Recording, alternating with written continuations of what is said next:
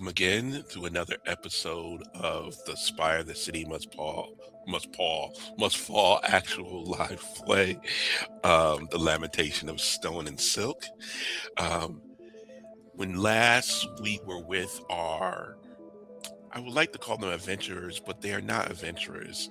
When we were last with our rebellious bunch, they had made it to the top of Spire, on the rooftop, which is known as New Heaven, which is where a lot of the funerary rites of the Drow and also the Alfir take place in the city of Spire.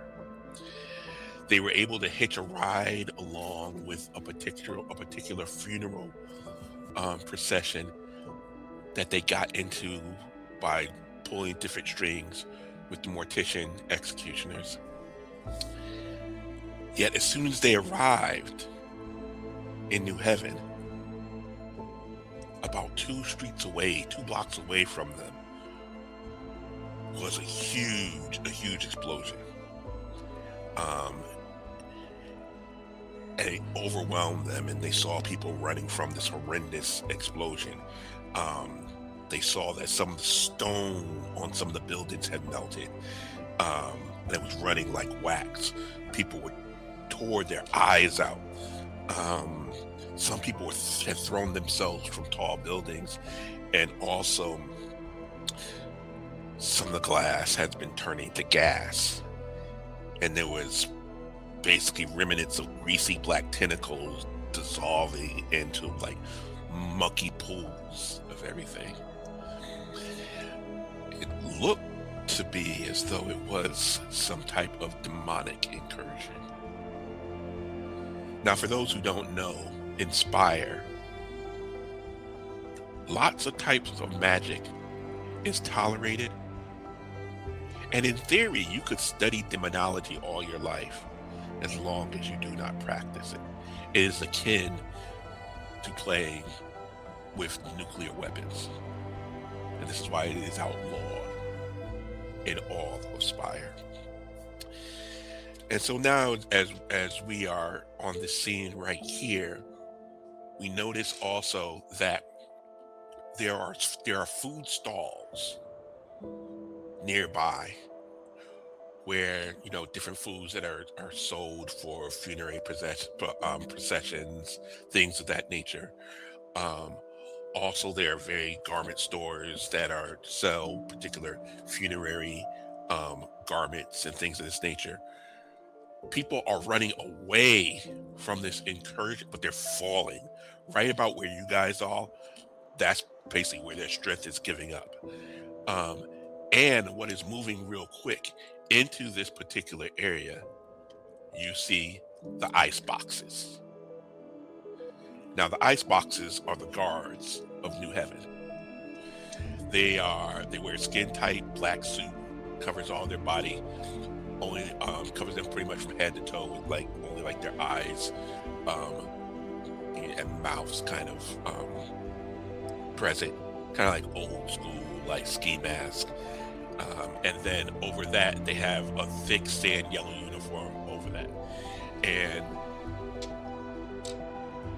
they are known as ice boxes pretty much because they are pretty much cruel and heartless, and they pretty much have made different deals with the mortician executioners, and many of them have undergone the undying surgery.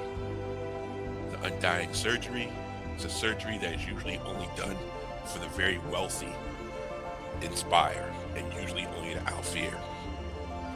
It makes you basically live forever. You don't have to eat, sleep, any of that stuff.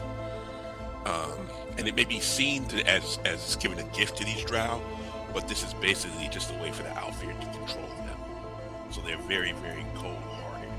And you see them moving into the area, but you also see groups of people who are of different type of hospitaler groups, medics moving in real quick. And then you also see something which causes all of y'all to shudder. You see 2 paladins. The paladins are the elite warrior caste of the Alfir. These are the ones who are usually leading the armies against the wars with the gnolls in the south, and even the fights in the north. They're usually the very young Alfir who have something to prove. They have crisp white armor that's gilded and white capes. There's 2 of them, and they are slowly moving into the crowd, not paying attention to the crowd per se, but kind of taking in the whole scene, while the ice boxes themselves look to be controlling the crowd.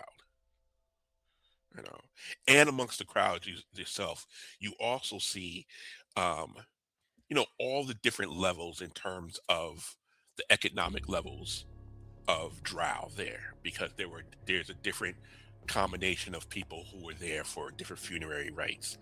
And you also see a lot of people like taking bits and pieces of thing and running away.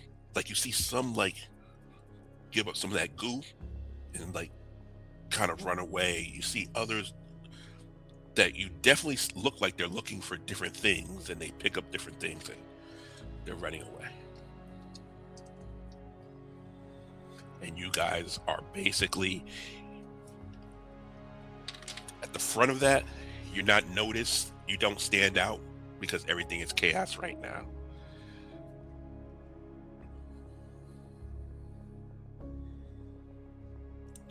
None of us are in any immediate, like, they haven't noticed us, though. We're in the front, but they haven't noticed us. They haven't noticed you because you basically funerary processions are all different groups of drow. So you really don't look unusual. You just look like a bunch of drow who are attending a funerary rites that is up there, and it's all just chaos right now. So there's nothing around you that y'all stick out. Where is our objective versus where the procession is going? So let's remind you of the things that you have learned at this point. At this point, you have learned the following things. You have learned that Juasha, who is an Alfir witch, is the one who has been flooding the perch and the lower levels below with Drek. You know that Drek is demon infused. You know that Juasha has been using the swan to assassinate certain people. That gets in her way of making this happen. And you also know at this point that Juasha, even though she's very, very wealthy, and she definitely has residence in Amaranth, you also know that she has residence in New Heaven also. And so your initial objection was to find out what the heck was going on in terms of in the perch. And now at this point, at some level, now that you know all this going on, somehow to stagnate, stop, disrupt this operation that you still fully don't know fully what it is.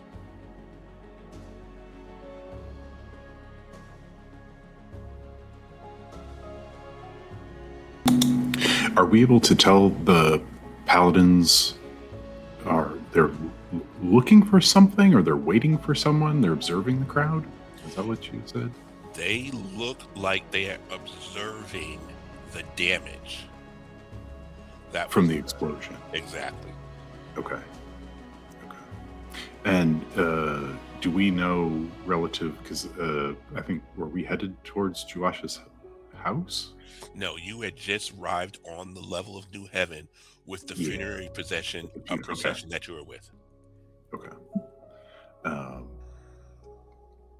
But is that explosion then like that direction, or is it in the explosion is in the direction of some of the towers of silence? Okay. So what we know about the demonic incursions is, I mean, the suggestion is that it's some sort of byproduct from them infusing some sort of demonic essence into the Drek. Possibly. So we can then infer that perhaps there is some manufacturing going on nearby. You can infer that. Yes, you can. Is whatever the demonic incursion was, is it still happening, or does that effect seem to have happened and we're now in the aftermath? You're in the aftermath of it. It's basically like a big bomb has been dropped, and people not knowing that there was a bomb to be dropped there. Right? Meth labs. Got you. 100%. 100%. Is there a concerted effort to help people, or like the crowd is? How should we be trying to help them, or are we just kind of standing around watching all of this? I guess We are pretending to be in the procession so far. Okay. I think we've gone unnoticed by the crowd, or the guards and the paladins. So they're paying attention to the devastation. We are still pretty hidden, but Still pretty chill. Okay. I feel like maybe we should keep an eye out on what they're doing, because it looks like it's of interest to us. Whatever was going to happen has now happened. So, I mean, everything that was going to explode over there has exploded. So, it actually might be the safest place to be right now, is toward the center of things, and we might be able to figure out what caused it. And Juwasha might be that way for all we know.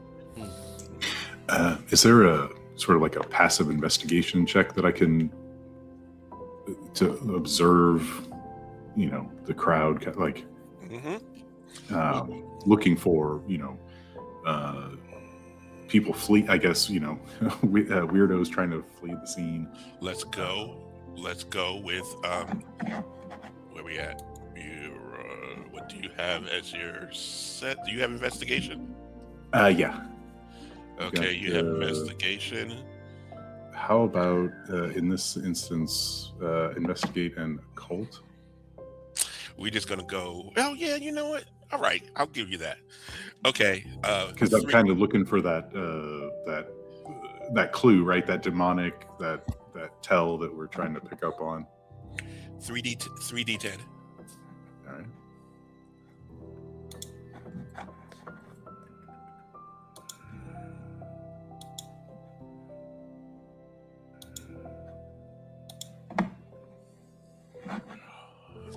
That. All right, what's your high? You got 7, right? 7 is your highest?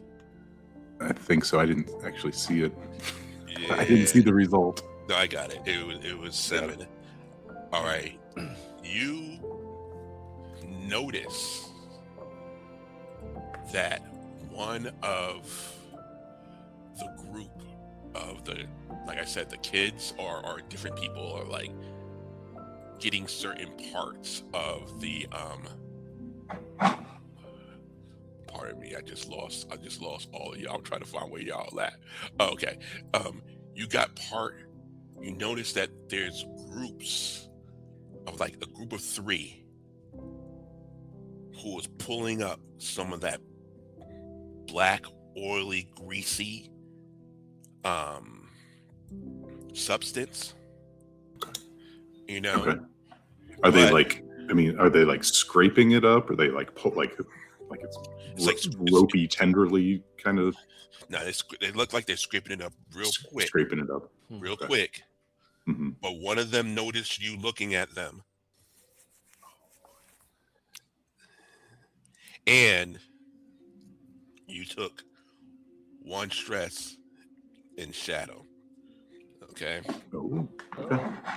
You did it. You fall out, but you have 1 stress in shadow. Okay.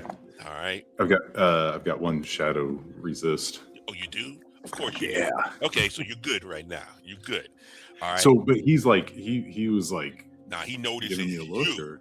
Yeah. He knows that you are paying attention to him doing Him. this right there. Okay. Now he only notices you. Mm-hmm. All right. Mhm. He hasn't made a connection in terms of that you're connected to the rest of the 3 that are there. Mm-hmm. All right. But he whispers to his peoples, and they kind of hurry up and they're starting to move. Okay. So Scriv has handled Drek before, canonically. Uh-huh. Is what they're scraping up like some sort of byproduct of making Drek, or is it itself some form of Drek? Let's see what you can pull from that. Let's see, what do you have? Things you have, and of course you have investigate, and you also have a cult. So I'm gonna do the same thing for you. We're gonna do an investigate and a cult. So we're gonna do 3d10. 3d10. Uh-huh. Where is the dice roller? It's been a while. I know, right? Okay, No. there. So.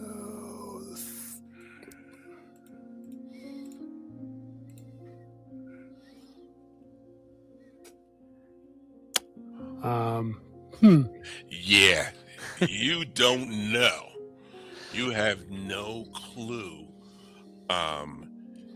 Your instinct tells you that this junk is not good.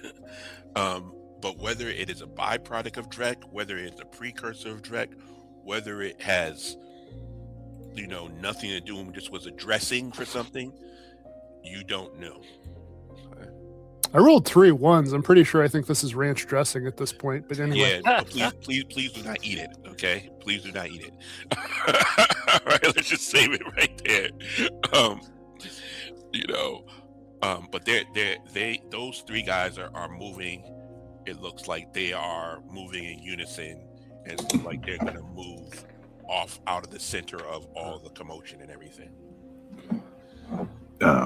So I'll roll and mentioning that to everybody discreetly, to Scriv first, and then to the Azurite, and finally to the Idol, to sort of point them out like they're going, like we could probably follow them back to whatever they're doing, since they collected they're going to do something with it.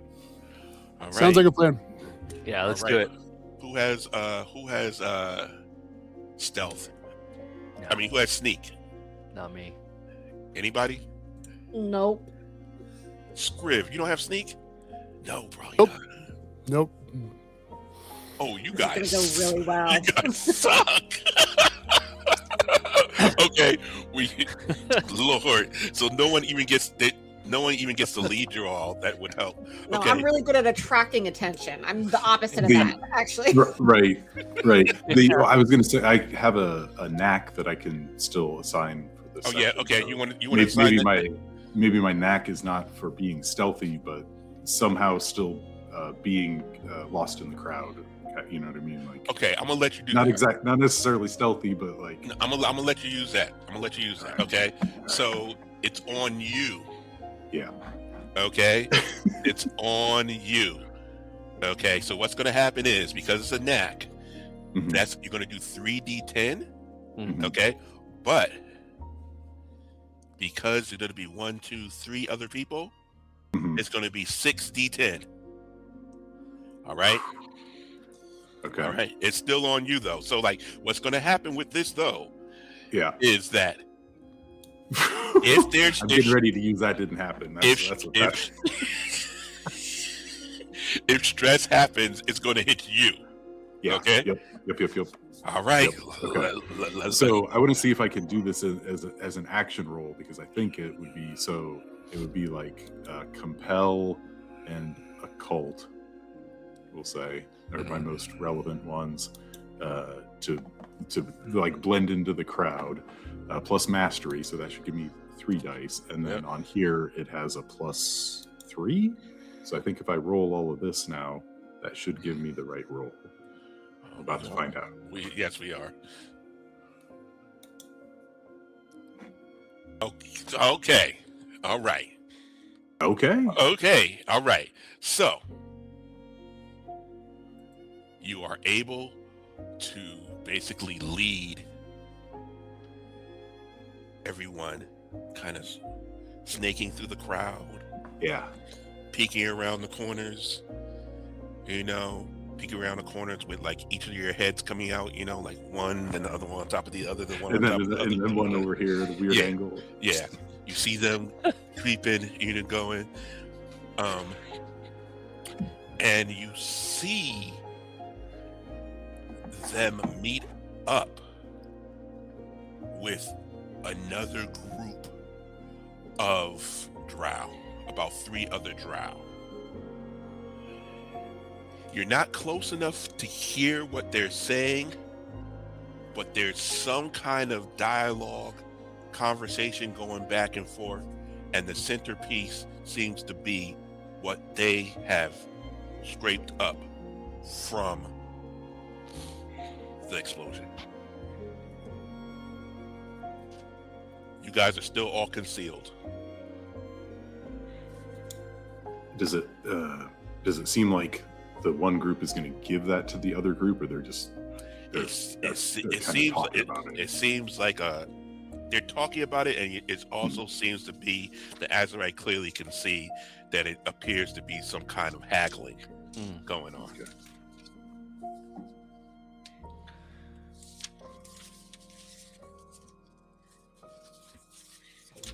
We should probably, presumably that's the buyer, right? So we follow the buyer. They're still going back and forth. Nothing has exchanged between them yet. Don't we want to follow the seller? Because we want to get to the source, like where he's getting stuff from. Yeah, that makes more sense. All right. So the guys who have some of that stuff, it appears that they have given some of it to those 3, and then they go off on their way. But what the Azurite notices is that nothing was exchanged.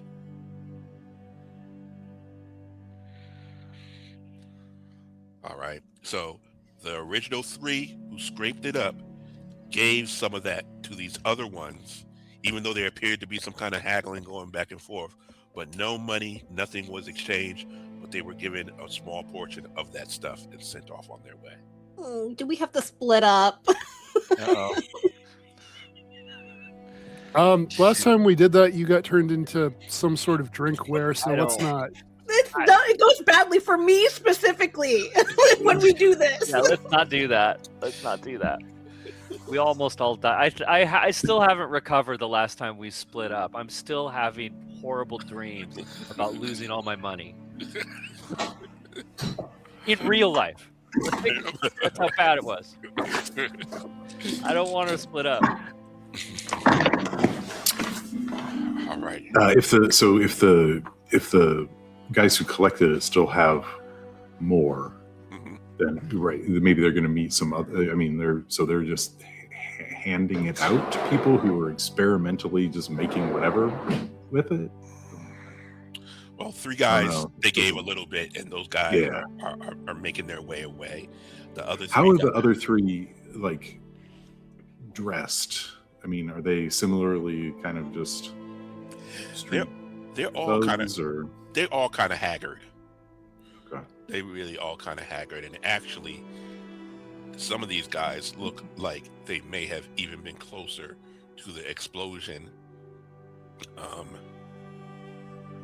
It seems that they were close to the explosion itself. Do I have my bonds with me? You do not have your bonds with you. No one was able to pay for that. You could have probably paid for your bonds to be I do up have here. money. Yeah. Yeah, you do. Okay, I will offer this. One of your bonds can be with you. Okay. Because of your fluency. Scriv's cousin went back already, and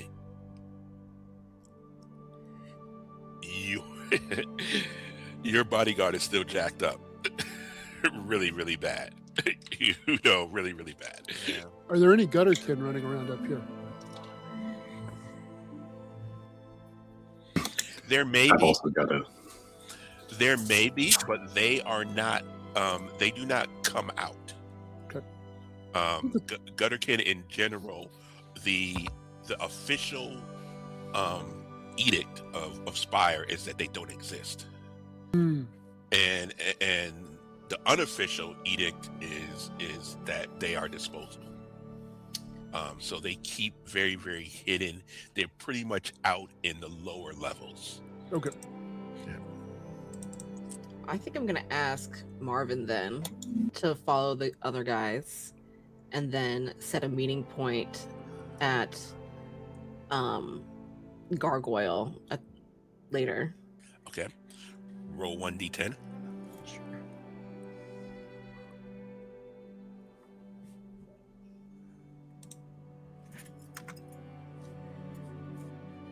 Oh my gosh. 4. Okay, he's following. 4.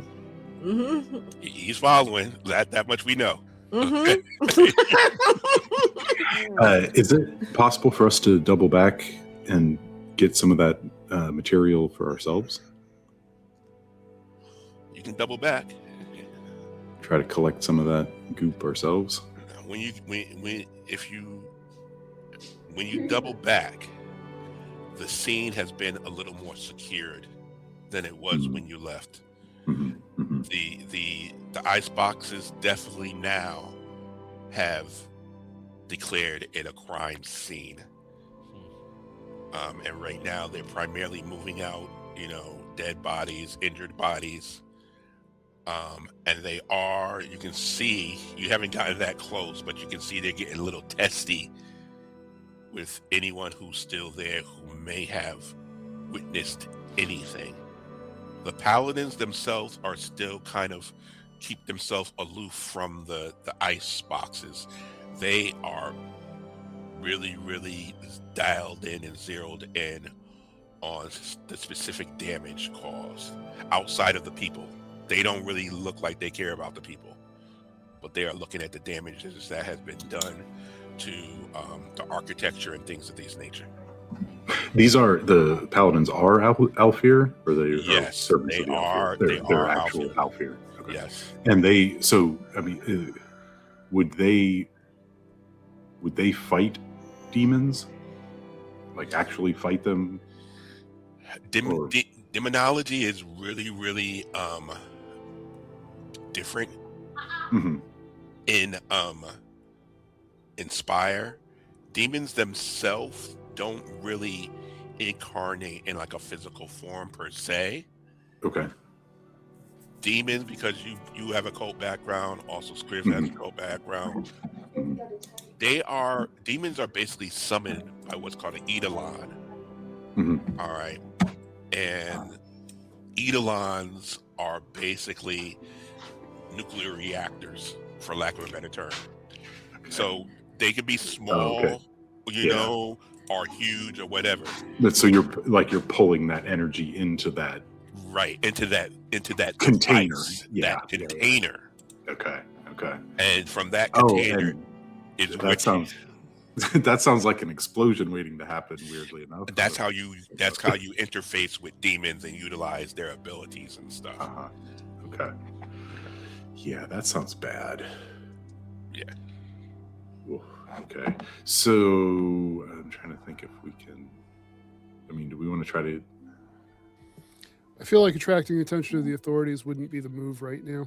Yeah, no. I'm after the last mess. I don't think that's a good idea either. Your guys trying to follow which of them? The receiver? Yeah, they had handed off Yeah. the sample, and so Marvin's following those guys. Marvin's following those guys. Okay. All right. So you guys still can potentially follow the other guys, or you can also potentially do some other types of investigation. Remember, once again, I was kind of hoping to get a sample, maybe to study, or take back to my mentor or something, and we could maybe figure something out. But they are not letting you near any of that stuff at this point. They have it literally locked down now. So I guess we probably should follow the other guys and see if we can have an accident happen. Sounds They drop it. good. Yeah, let's do it. Okay, let's do the same. I'm going to have you do the same 6 die again. See if you can follow them without being seen. All right, and you're leading everybody else, so it's on you again. Let's go. All right, Sage, what say ye? Critical success. Oh man! Nice. Okay. Critical success. Okay. All right. So you are leading the whole group behind these 3. Like I said, they look like they were part of the explosion. Mhm. And now there's 3 of them, right? One of them shoos off the other 2, and he reaches into his pouch, definitely sniffing something, and the other 2 keep going forward, and they leave him, and there is a stairwell that is going down what appears to be in some basement area that he is going down into, and they let him go. And he is not the one who is holding the muck that they grew up. Okay. So they just sent him off to go get high? Is that? I mean, that's what it sounds like. Could be not. Well, so I mean, we I think we want to follow the material, right? Okay. So if he didn't take it and he went down there to sleep it off or whatever, he's staring at the ceiling. All right. And in that basement, I don't know. Following the dude into the basement sounds like a good way to get shanked. All right. So as they're moving, you notice that they're now moving into a section of New Heaven, which is more kind of residential. And as they are moving into this more residential area where you guys are still peeking out from behind like trees, or tables, all those kind of things, you see what is that? You see a young Alfear, probably about 15, 16-ish. And he is definitely kind of dressed to the nines. And he is also, lack of a better term, he is definitely dressed very dandy-esque. Okay. And you see them start up a conversation with him, and he seems to be standing near a particular house that appears that he's a part of on some level. And they're having some type of conversation, but you're not close enough to hear it. But his body language and stuff, like he's for lack of it, he's standing in the front yard. Yes. Talking to, so Yes. That's probably Yuyasha's son.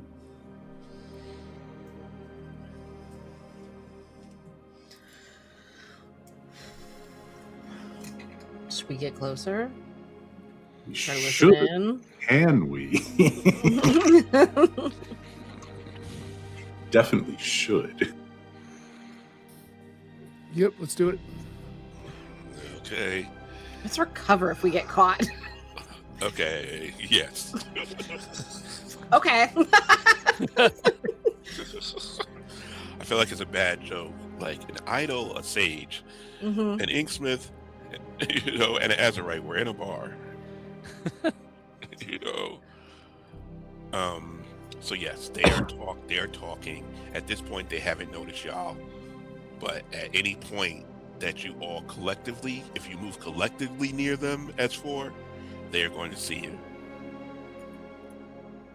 No, everyone act casual. Fly casual. I don't know. Fly casual. No. I'm gonna stand slightly apart, I guess. Pretend like I don't know you. Okay. All right. Now, at this point, they're going to notice. They're going to notice y'all. Yeah. No, I mean, I'll move individually. I can move a little bit closer. I don't really have any particular, good skill here at any of this, but I can always disappear, I guess, at a moment's notice. So that's a bonus. Now, once again, you guys are in a neighborhood that is kind of a little upscale. This is definitely an Althea residence, and you guys are all drowned. Dang it! All right, let me get in here. So we need we need an inn. Okay. I'm moving. Okay, Idol, what are you doing? I pretend like I'm supposed to be here. Oh, wait a minute, I can't hold up. And I have an appointment to perform. Really? Maybe it's somebody's birthday. I don't know the occasion. All I know is I got paid and I'm here now. This is what I was told. You're gonna have to talk to somebody else, but we're on a schedule. All right, I've got my people with me. We're here to You're set muted, up. Alive. You're muted, narrator. Oh, Uh-oh. Can you hear me now? Yes. Yes. Okay, so I not only was I muted, I was muting y'all, so I didn't hear the whole oh. beautiful, monologue that you just did. I saw it, but okay, all right. So Josette steps forward, and what? It's like, so where do I set up? I was told to be here. Are we on time? We're on time. We're not late, are we? We are I'm right looking on at one time. of Miss. you. We're exactly on time. But Okay, then, look, we can't have these delays, gentlemen. It really messes with her ability to perform if the timing's off, if the setup's off. You just relax for a minute. We'll get this together for you. I'm losing a lot of money here. You all need to hurry up.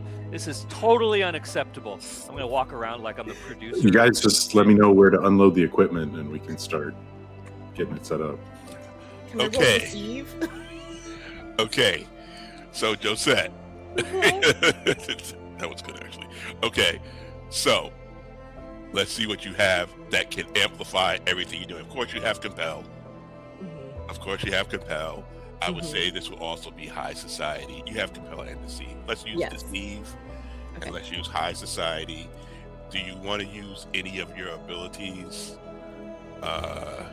Who are they would be perfect here. Absolutely. Who are they? I roll with mastery because he doesn't know my name. Okay. All right. So it's going to be 1, 2, 3, 4 D10s. All right. So, is it? Sorry, when I click on action roll and then deceive and high society and mastery and then there should be like a +1, 2, 3 at the Okay. bottom. Yeah. So And then- any so of the plus other 4? dice that you need. okay, thank you. Is that what I think it is? Yes. Critical success.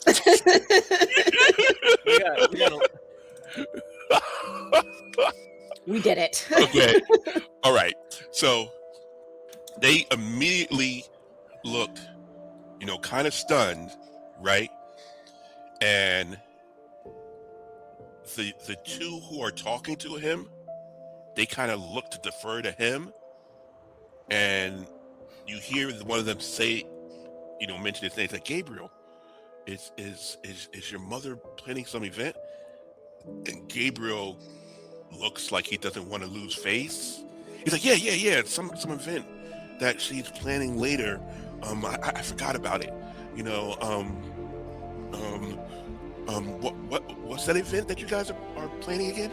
Are you telling me you don't know what's going on right now? Is that what you're telling me? You forgot about your mother's own. No, just tell me where you need to set up at. You know, I'll bring you to, you know, where it needs to be set up. You know. I tell you what. Let's go inside. We'll work it out. All right. Did we do the acoustic scout already, or do we need to still do we have enough time for this? He's looking at the Azurite like. No, we don't have enough time for this. This is every second we're losing silver. Come on, let's get a move on here. Come on, people. All right. Daylight's burning.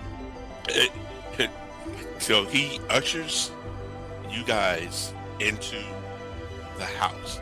Those two drow are still following him, and the house is clearly luxurious, and there's like a huge dining room area, which is just huge, and you can tell that there are short stairs for like short stage stuff there. And he's like, you know, you can set up here, you know, just get it set up, you know. And he still seems to be nervous. He's like, I have to handle some stuff, but please just set up, you know. Okay. All right, and then he goes and he rushes over with the two drow, and they are still talking about some type of business, you know. But he basically leaves y'all to your own devices at that point. Well. Now what? Yeah. Well done. Well, let's say this. His attention is totally focused on the two drow. Are they still like in the dining room area then, or did they move to a No. different part of the house? They went to a different part. All right. Josette is going to be like loudly talking about the stage and the setup. Y'all figure it out while I'm I can try Yeah. to like wait, you know, a 5 count until they walk off and then start to try to follow them. to- It's like I need backdrops. Somebody find me a backdrop. Okay. Azurite and Scriv, what are we doing? I'm gonna make sure that we are maintaining a somewhat legitimate lie here. So I'm basically gonna walk. I think the best thing for us to do is look like we're setting up, but let the sage sneak around. It's like, oh, I'm just looking for acoustics. That was a great idea. So just like, oh, I don't know, like maybe here's the better place. Right. So Right. to Like, give oh a no, we're just doing pretense- acoustics check. to give them a Whatever, yeah. pretense to be Yeah. wandering around in case we get caught. But the other thing we need to be look at, how do we get out of here when we're ready to leave? Like, we got in, but how do we get out? I'm a little bit worried about that. Hold on to your sanity, folks. Oh, that one. All right. I can So think of one way. I got one way, Plan but B. That's I'm plan gonna B. like it. That is always a plan B. So, I can So- definitely get it. So I want to use an ability at this point. I would like to Uh-huh. use my nose for trouble. So we're in a mansion where they seem to be dealing with Drek in some way. Does that sound like an accurate assessment of the situation? that is an accurate assessment. Okay, so obviously something is really wrong with this situation. So I'm going to use my nose for trouble. If you can find what's out of place, you can find the story. Once per session, ask the GM what's weird or out of place here. So what's going on? I like that Love. because that totally just circumvents investigation. So, as you are moving around, Scriv is moving around, you notice there's a curtain, a small curtain. And you notice, though, that there is no window frame. Okay.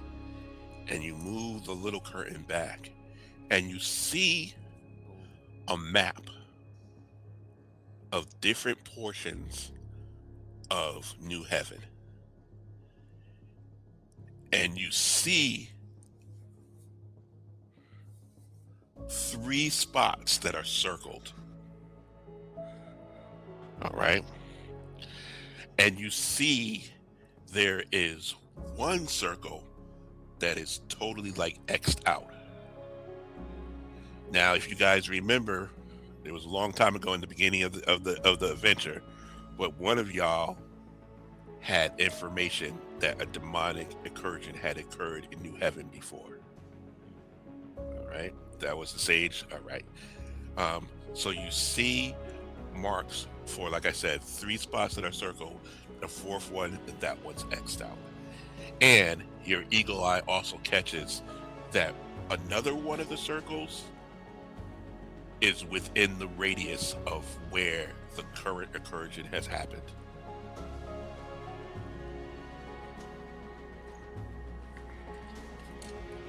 So these are probably places where some kind of demonology is happening, and it's Xing out places where it's gone wrong, or at least that's a possibility. Yes.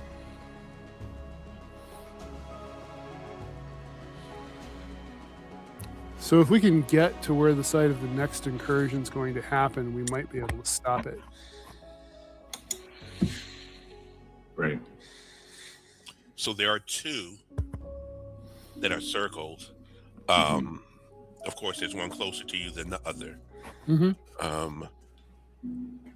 And yeah, that's what you have at this point. Okay. I might be able to. So if we can, right, I'm sneaking around trying to listen to whatever these guys are talking about, I guess. Let's do investigate.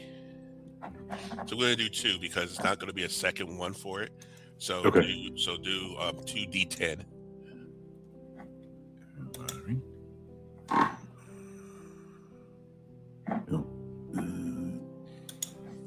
Okay.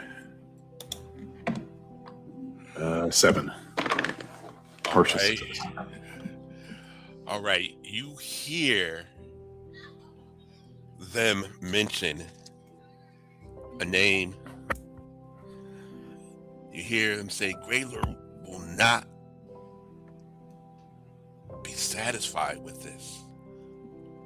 Okay. Grayler? And Grayler. Grayler. Grayler will not be satisfied with this. And do a let's do 2d10s because we're going to do an academia check real quick. All right, so 2d10. All right. All right. Nope. Yeah, you failed. It's all good. But it's nothing drastic. It's not going to happen to you, at least. Okay. But you don't recognize the name. Uh-huh. But what you do realize is that it is not a name that is either Alfir or Drow. Oh, okay. Okay. So the information you guys have carried thus far is that you have the sites of where something is going down, where former demonic incursions has happened, and also this name that they brought up is not an Alfir and it's not a Drow name. Okay. The sage is not with us right now, right? We can't hear Correct. the names. Okay, so when he gets back. Yeah, and that's like, I don't know about the 2 sites, I guess, yet. Right.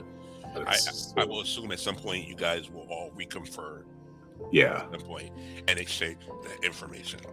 Yeah. Because I think then it sounds like we need to figure out, if we can, which one of those is next, but I don't know if there's any way to tell the frequency, like what kind of timetable are they on? Why did the first 2 explode? Did they explode on purpose?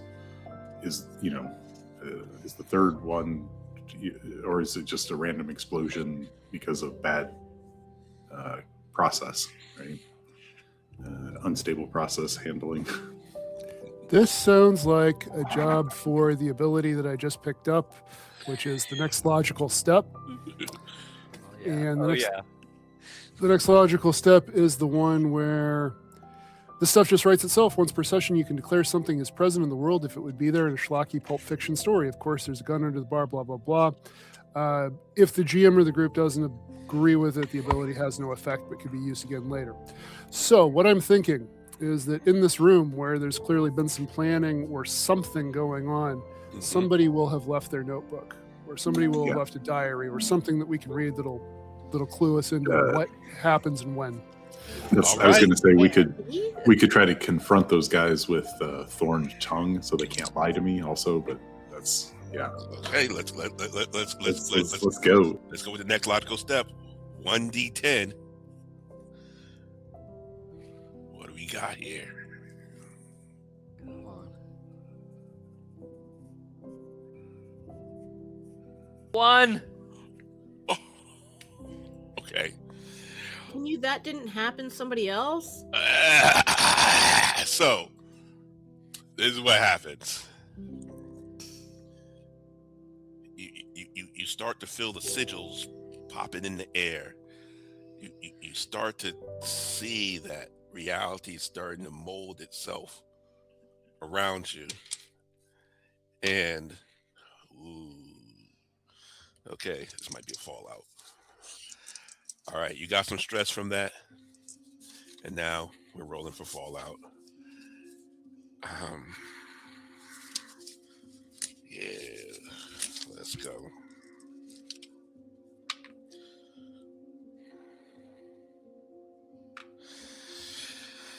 All right, so this is minor fallout, but you are now having a allergic reaction to any ink that you may carry.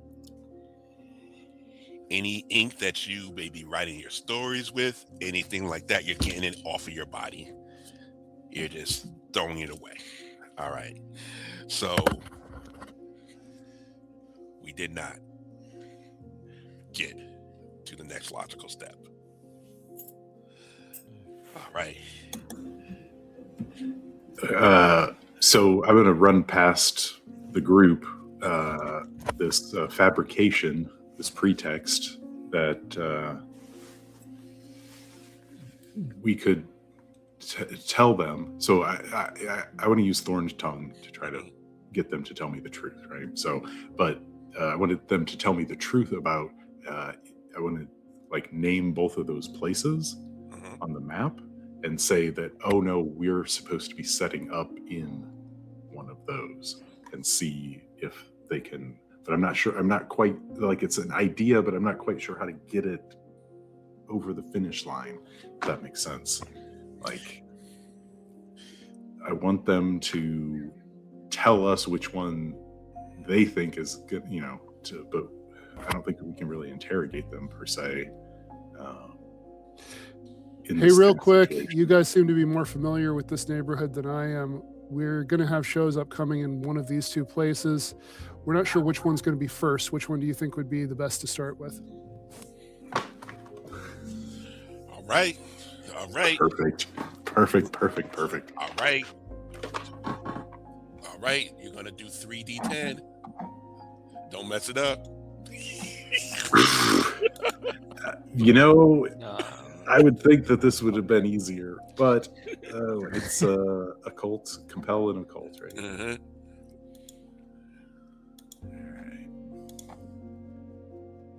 All right. Oh, critical success.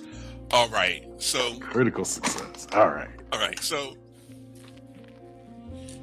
they look at you for a second, and then they're just like, "Yeah, this place is closer.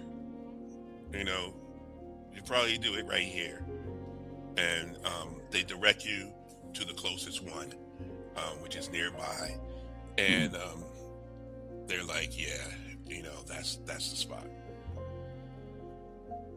Okay. All right.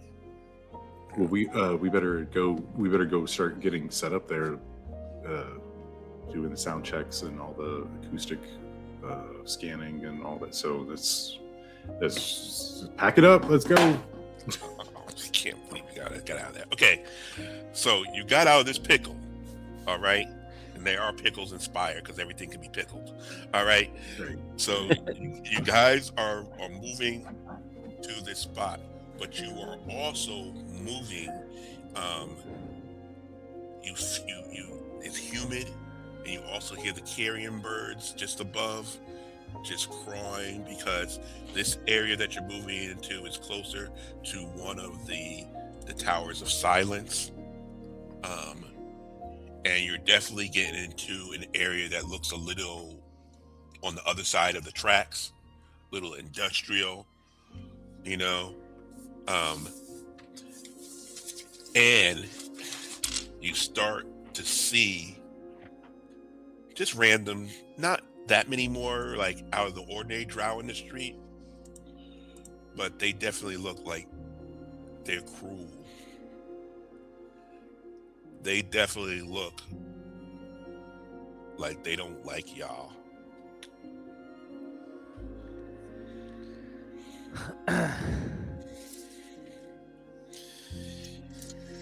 Okay.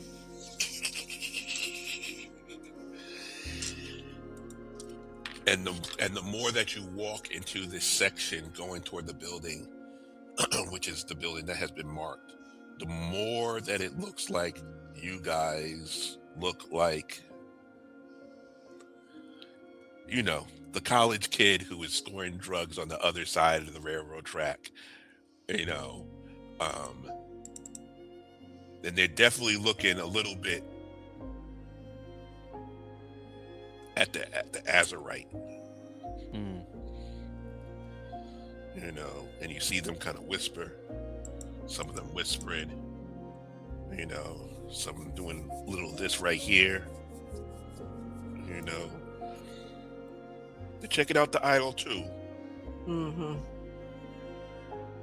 But like their eyes definitely are focused on the Azurite and the idol. But it's not that they don't notice the Inksmith and the sage. We got too much silver to be in here. A little bit. Mm. You know. And then you see like two of them kind of mosey over. It's like, hey, so what level are y'all from? Because y'all not from around here. What level am I from? Are Hey, you local? no, we live in New Haven. New Haven. You know, we know you don't live in New Haven. No, I don't. I don't. I was hired to be here. People pay me money to be here. You understand? They look. He looks at his compatriots, two of them, and And maybe I'm crowds. generous. Kind of looks at it, the swells up a little more, maybe about 5 of them now. Mm. You know, it's like, how so? I could use a little help. Maybe there's something in it for you. And then they look over. There's 5 of them standing behind this one guy, and then there's 2 who are kind of coming up diagonally behind the Azurite. The Azurite knows they're moving toward him, you know, and the speaker's kind of like, so what kind of work? Oh, this is such a rough area of town. And as you can see, it's just me and my few friends here. Could do with a little more protection while we conduct our business. The building that's right ahead of you, it looks kind of very like Brutus like architecture, like stairs leading up to it, definitely strong iron doors, and there's a drow sitting up like on the stoop up there, and he yells down, "Get rid of them!" Uh-oh. Okay. So there's total 7 drow right there, right now. Uh-oh. Not counting the one in the stew. All right, go time. Okay, can I use this? It's just one ally, huh? You might. My enemy's target is.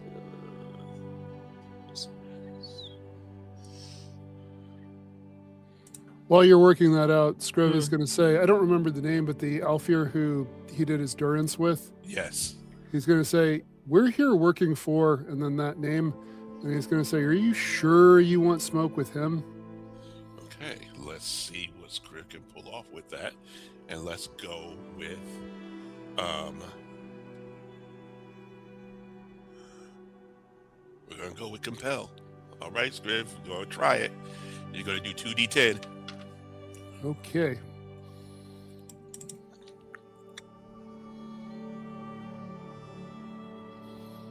Oh, okay.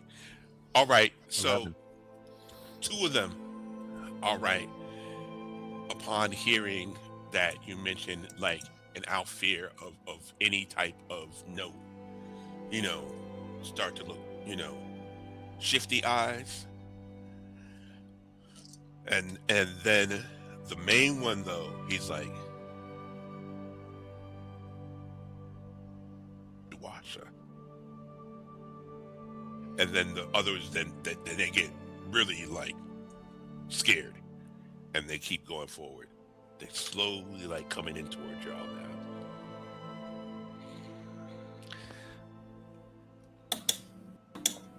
now. You want to fight him? No. Not really. I was trying to pay him off. I know. I don't want it. I mean, keep talking. Or keep beguiling, or keep trying to see what other you guys have some other abilities that can move you away from this. It would be very cartoony. I could just burst out into song. I'm just saying. There's nothing else to do. I guess Josette just starts singing. Okay. So, narrator, when she starts singing, I'm sorry, guys. I want to fight him. I'm gonna use my ability that hidden stashes. Okay. This is a little out there, but please, please hear me out. I'm a weapons dealer. In fact, I trade in humans' weapon technology pretty frequently. Okay. I've been carrying Uzis under my robes the entire time. I pull them out and I unload on them when she starts singing using that distraction. I use my new advance to take fight so that I know how to use these. And I just start spraying. Okay, everyone run! Let's map it out. Okay. So hidden stashes. Yeah. Okay. This is starting to feel very terroristic. Yes, it is. I will say that I will allow you to have 1. Okay. All right. Good enough. And it's not going to be automatic, but it will. I'll give you a D8. All right. Josette though. First of all, let's Josette. You can use life and soul of the party. Yeah. And you literally can burst out and sing. I would. Yes. There's. Yeah. Okay. That does seem like it's what I'm doing. Okay. Now, this is what you're going to have to do, though. So, it gives you mastery, persuade, deceive, or distract. Okay. So, 1, 2, 4d10. All right. Just make one of them big. Okay. Demonstrate, persuade, deceive, or distract. What do I want to do? I want to distract. Uh-huh. I'm very distracting. Did you say have any additional dice on top of that, or is it just? Yeah, 4d10. Okay, there we go. Cannot read. Oh, I see. Oh, distract is like not a skill. Right. Cool. I'll just roll it straight then. What am I doing? Yeah.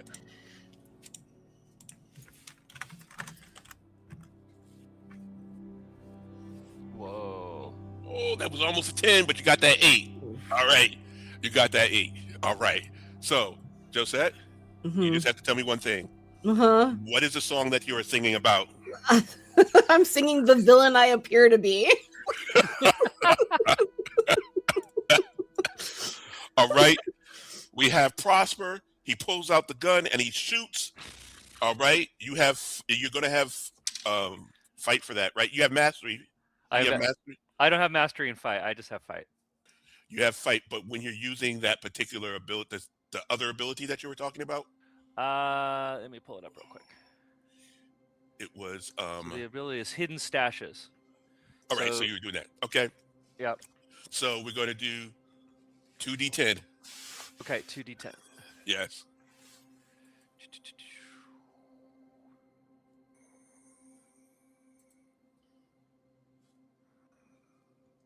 Here we go. Ah, whoops. I rolled no. That was an 8. Sorry. Wrong. That was a D8. I rolled D8s by accident. You're right. Oh, I got a 9 There and a we 4. go. All right. You lucky you did that, yo, because Wrong. all right, Yeah, let's you go with the rolled D8. Oh, you know what? Roll the D. You roll the D8 for damage. All right. I mean, yeah, the D8 for damage. Okay. See if you can take out one of them. All right. Here we go. 5. Yes, one of them down. Okay. Oh. One of them is down. I'm gonna allow that to be one of the ones that's coming near you, Scriv, and Roland. What are y'all doing? I have another ability I want to use. Let's go. I have the do it for the story. You have a way of getting people to act on their baser impulses. Once per session, an NPC you're talking to does precisely what they want to do, regardless of social mores, fear, obligations, or politeness. This strikes me as a criminal organization. The guy on the stairs is the leader. Somebody wants to supplant him. So whoever looks like they're the most ambitious out of this group is just like, this loser just got one of your friends killed. Why are you taking orders from this guy? Okay. All right. I love it. Brilliant. I love it. Brilliant. Let's go with a D. That's awesome. 1d10. smart. Let's So get it. smart.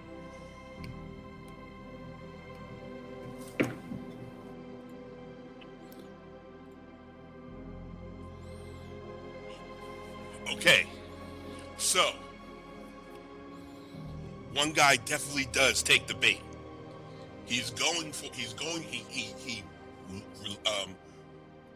leaves the melee with you guys going down there. He's going to get that guy up there. He trips and he falls on his face. Okay. But the other guy knows he's coming for him now. He's like, all right. And you got a little stress on that.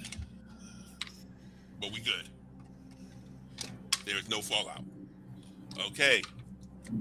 Roland Yes. has been taking some lessons from Scriv.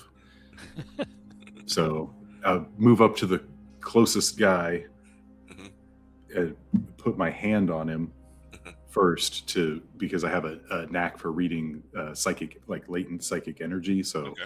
I'm gonna like read that energy off of him by touching him, and then pull out my dagger and just like There you jam him in the neck. Ah! All right. Let's go for it. Let's go 2d10s.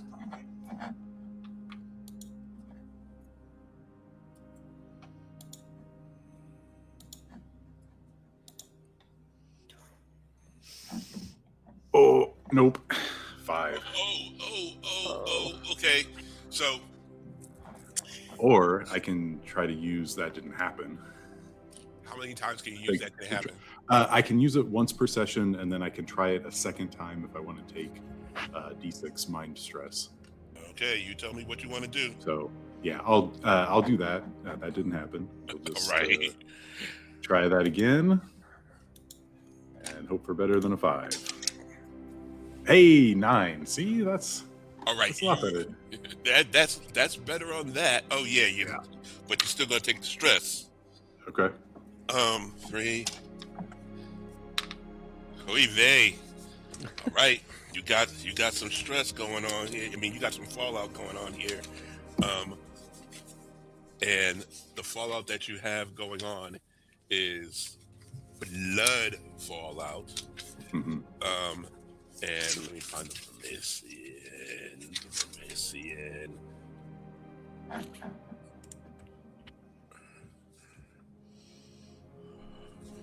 All right, so you're hemorrhaging a little bit.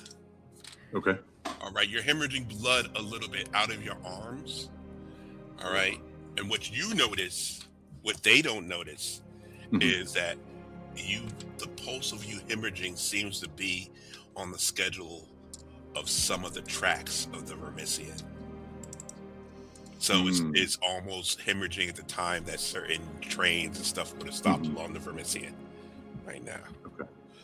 All right, but you did roll a d6, by the way. Yep.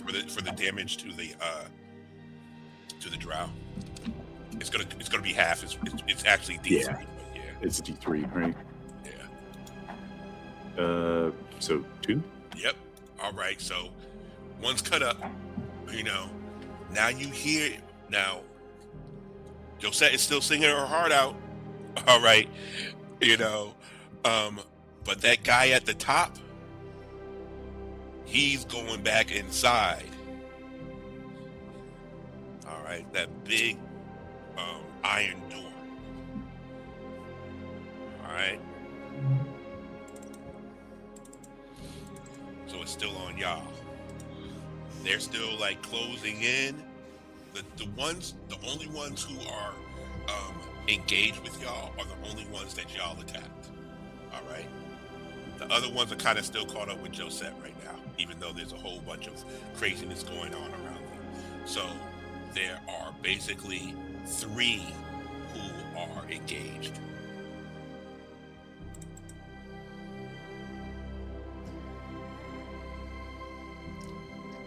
Can I use, while singing, disharmony to like redirect one of the guys to turn against the others?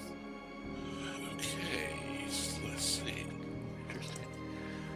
Okay, so you're gonna do your little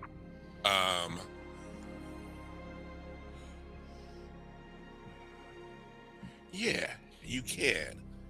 You can do your whole, just like you're coming around doing like a solo to one particular guy. All right. So you are going to do deceive a code. All right. So 3d10.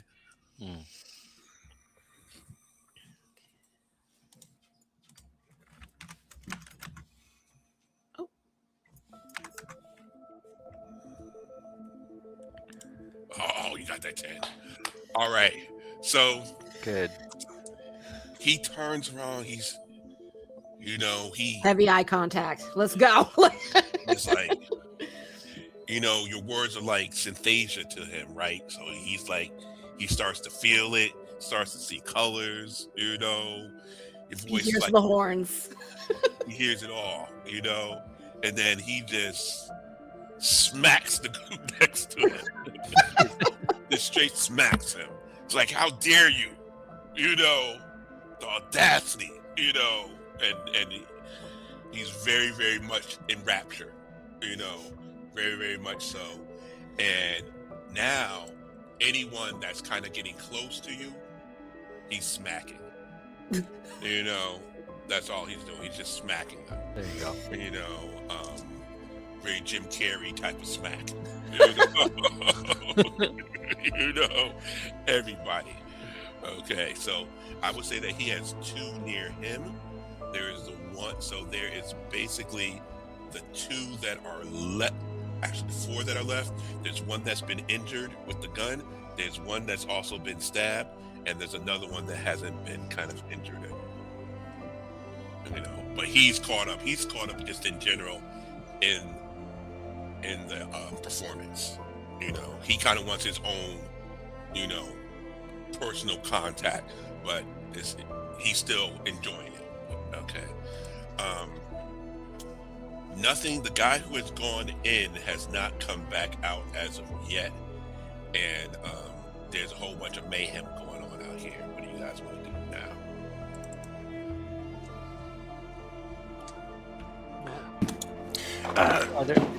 We'll go ahead and try to stab the guy again, I guess, if he's not continuing to fight. Yeah, same. Yeah. Okay. Roland, do you have fight? I do not. Okay, so 1d10. Okay.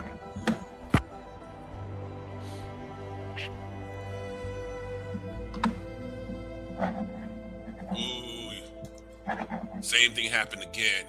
6. Yeah. So you do hit him. All right. But your dagger chips. Okay. Your dagger chips. Okay. What are we going with Prosper? So there were how many of them were close to me? There was 2 closing in on me. Mm-hmm. Okay, I'm gonna unload on the other one then. Okay. The one that I took one down, and then there's one coming in, right? Right. Okay. You have 2. Do you have You have fight? Yeah, I do. Okay, you have fight. So it's Yeah. 2d10. Okay. I got 5 and a 2. Oh man. Yeah. You got some stress. All right. You got blood stress. And you got a little fallout. Your gun backfires on your hand. That hand is useless right now. Stupid All human right. technology. All right. So while that's going on, I'll go ahead and step up and try to stab the guy that Prosper was shooting at. Nice. There you go. Okay. Let's go. Do you have fight, Scriv? Nope. Okay, so 1d10. Okay. Nope.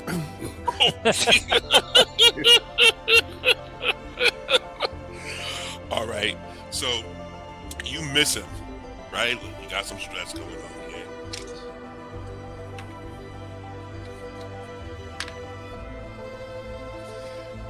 All right. You take a little bit of blood there. You took blood stress and blood damage, and now you are leaking from your face. No. He did like a right cross. Ow. And leaking from your face. You guys now, even though Josette is really giving like the performance of a century, you hear noise coming from inside of that building. It sounds like footfalls. Like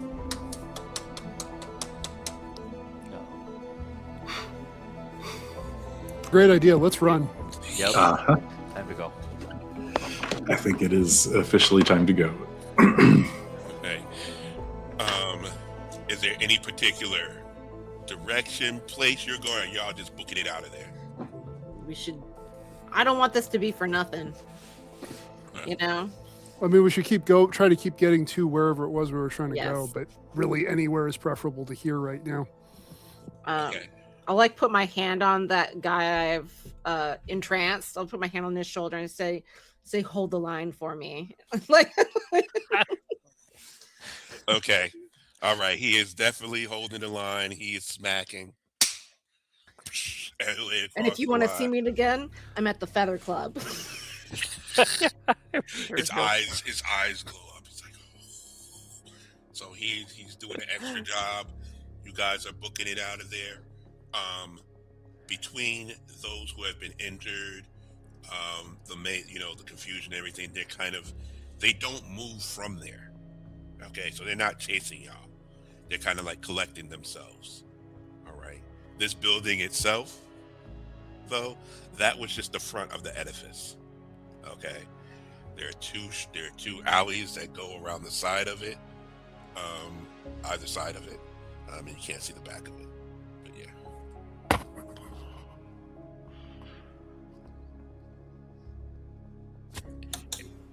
Down the alley we go. Yeah. Yeah, let's I'm following somebody. yeah, let's go. So, follow my blood. I think. So you guys definitely smell hella sulfur. Oh, there it is. Uh-oh. There it is. Hella sulfur.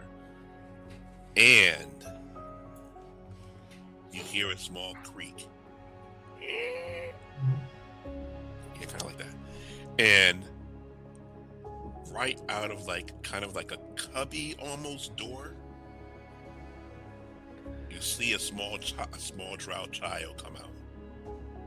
And that small drow child's eyes are glazed over.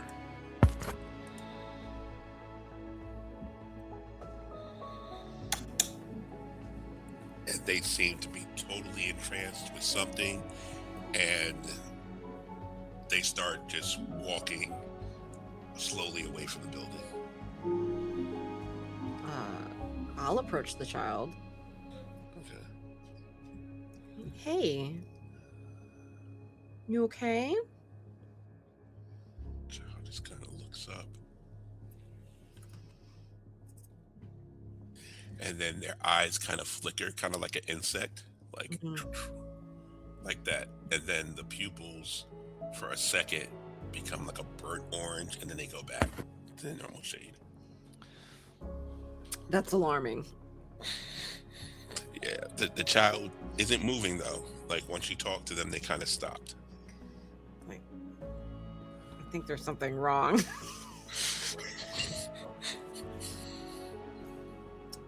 Do I know? Is that Drac that does that? That just Sounds like it.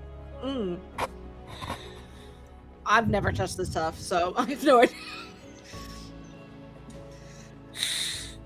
And then the child just kind of is like, it's the child, once you talk to them and that particular flicker with their eyes happen, they look as though that they are waiting to hear something from you. Okay.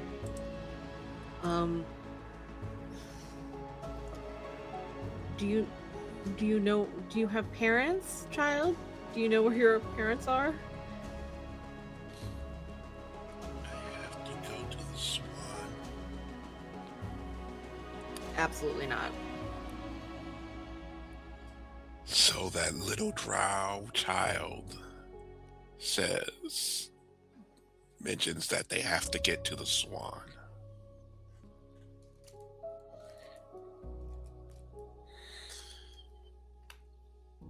And they look really, really like that's the only thing that they're thinking about. They're clearly enthralled somehow. And then you also notice that in the hatch that they came from, you see another drow peek out. They look, they're not a child, but they're not, they look like they're just out of Durin's age. So young adult. And they definitely look a little haggard. From their attire, you can tell that they clearly grew up in the Perch. They're wearing various different ropes with different knot combinations and stuff on them. And they don't have it up to their mouth, but you notice that they're also wearing what appears to be some type of ventilation mask. And then they kind of, I don't want to say whisper shout, but that's as close as I can get to it. They're like, "Why are you messing with the messenger?"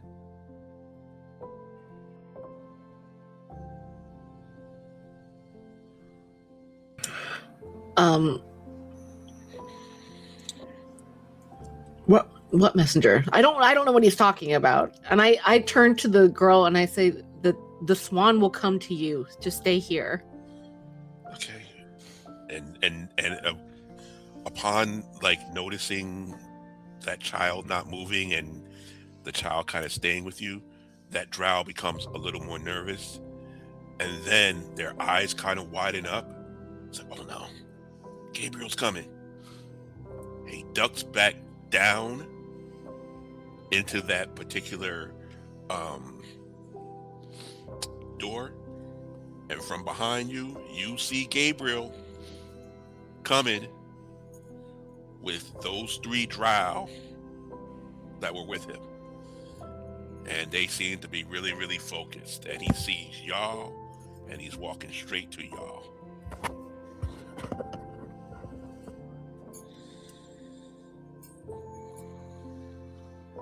I'm gonna use glamour. All right, let's see what you can pull out. Let's see if you can pull out your proverbial bag again. Right. Glamour.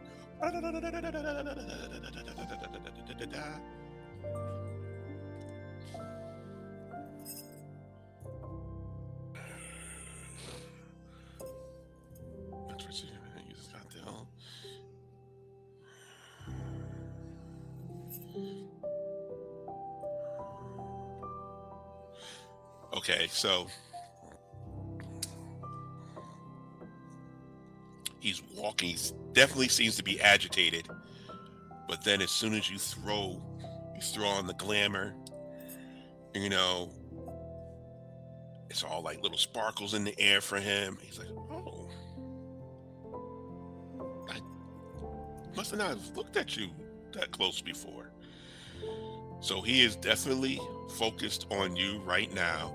Those 3 drow behind him, they are definitely waiting for his lead. Okay. And then, you know, like his tone definitely is downshifted. And he's like, you know, why are you messing with my mother's operations? I don't understand. Okay. Just time out for a second. Above board, what is our objective here? To disrupt these operations. I think we have. Without getting killed. Right. Because it looks like the kid, he's got like a respirator on, or he was at least wearing one around his neck, maybe not on his face. Mm-hmm. So I'm assuming that's where the manufacturing is happening. Mm-hmm. So, we got to get in there and mess up their stuff, or we've already caused a disruption for the day. You know, how do we? Right. Because I picked up fix as a skill when I got that didn't happen. So maybe I can try to fix the machinery. Okay, so we want to get inside. I think so. Yeah. Right. If we're going to disrupt it, like we would need to get inside to disrupt it somehow, like break the machine or burn up their stash, I guess, to, you know, so they can't make any more. So Gabriel right now is still kind of enamored. He just wants to know, what are you guys doing, interfering, or what part are you guys playing?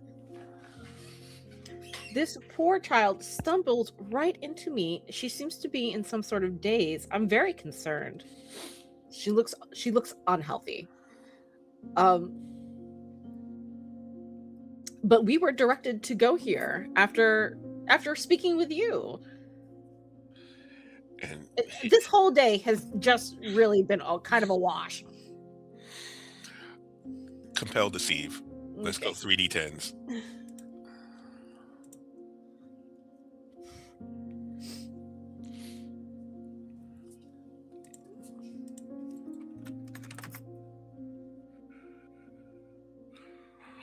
Oh no. Oh yeah. Oh Oh, yeah. no. Oh yeah. Oh yeah. Oh yeah. That's happening. It's happening. He, at this point, he is still enamored with you, Hmm.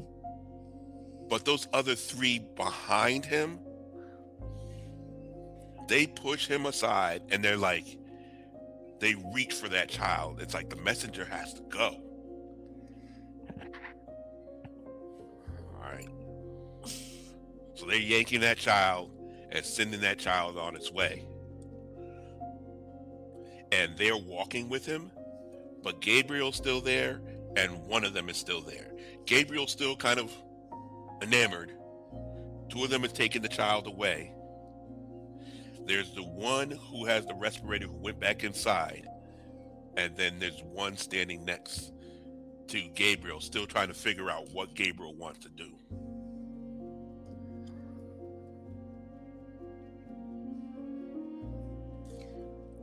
While they're distracted with the idol, I want to slip inside. Okay, let's go. Do you have sneak? No. Okay. Of course not. Of course not. You wouldn't be playing like this if you did. Let's play Razor Edge. Let's go. 1d10. Okay. 1d10. If it's a useful ability, I don't have it. 7. Not terrible. Okay. You're getting there. Okay. The guy notices you, but he is still focused. The drow who is standing next to Gabriel notices you, but he is focused on what's happening right there. Right? And you notice that he's uberly protective of Gabriel. All right. You're getting inside though. Okay. And you smell sulfur. Hella sulfur. All right. Dark hallway. Definitely there is a lot of activity that you can hear coming from down the hall, in terms of, mechanics and stuff like that, or just everything's from glass to metal, and definitely other smells besides sulfur too. So it's like a full-on factory type setup, or? That's what you smell. You haven't fully gone down that full hallway yet, but those are the sounds and the smells that's hitting you. All right. Can I look around for something particularly fragile and or flammable? Yeah, you can. Okay. You can. Those kind of items, which you notice though, as you move closer and closer, these kind of items are closer to where you literally see a huge type of setup.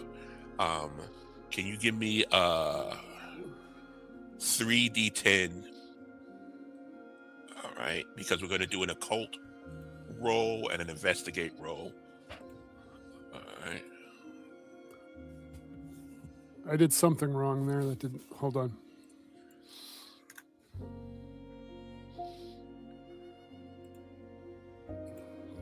It was a little slow when I rolled it, so maybe there's some lag. Yeah, I'm not sure what this is doing, honestly.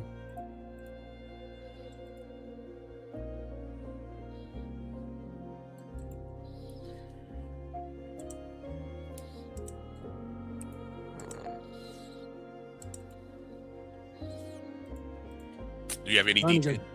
Oh, okay. There- There it is. 644. Okay. All right. This is what you notice. You notice that there is some pretty high-end stuff over there. You see that there's some resident stones from Nujab, which is the capital of Knowles Empire. You think you see some drow eyes that are kind of been preserved. And you definitely see a couple of frozen hearts and brass sculptures, glass orbs, all these different types of things that you know for a fact are utilized in the construction of demonic Eidolons.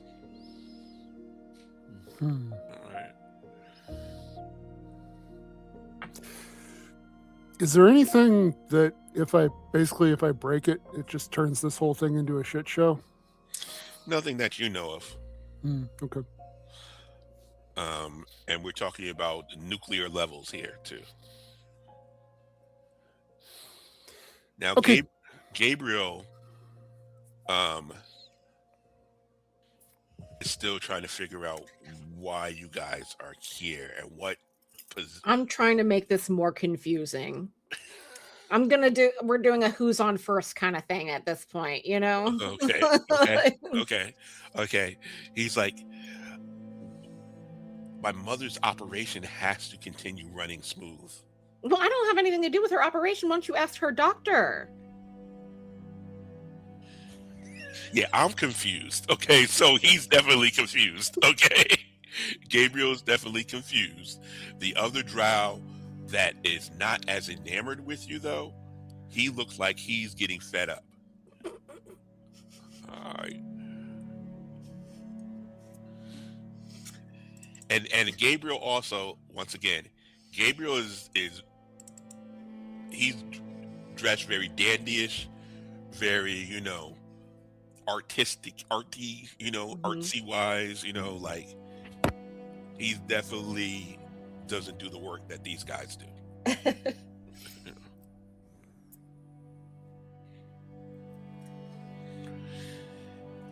And that other guy, at a certain point, he is nudging Gabriel to make some kind of decision. He's like, your mother isn't going to like this. I'm trying to also hit more of y'all to go in and help Scriv.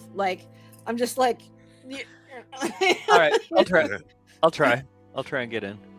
Okay. Do you have sneak? No. No, come on, man. Come on. Why would you even ask that? Why would I? Right. I mean, just assume that we're not skilled at anything that we're trying to do. Or you got a 4. Yeah. Okay. The door that goes in there, all right, it's it's down a couple of stairs. You trip and you fall. All right. You trip and you fall. You don't get any. You got stress, but there's no fallout. Okay. Blood? Okay. All right.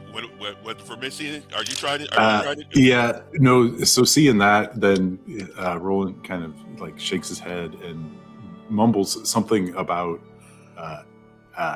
ambient counter interference for the pitch that she needs to hit, and starts just kind of wandering towards the building, mumbling to himself, not trying to really be sneaky or anything, but just kind of okay, well, all right. And so Gabriel then looks like he's getting frustrated. He's almost whiny. He's like, I can't mess this up for my mother. Gabriel. Well, I'm not your mother, so I don't know why you're taking it up with me. Maybe we could help him. Maybe we could fix it. I'm the one who needs help.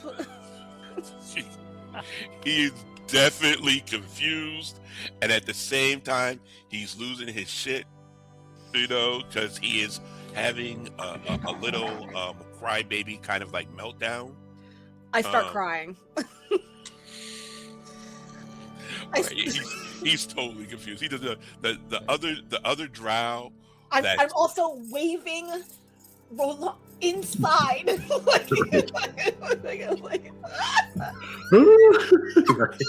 Yes. And then Scriv notices that amongst all the people that are inside, that they are, like I said, they're very haggard drows working at different aspects of creating these Eidolons. Sulfur in the Trek is the byproduct of creating these Eidolons, and you see them packaging it up. But then you also notice someone in the corner, heavily cloaked, and heads and shoulders above, taller than anyone in there.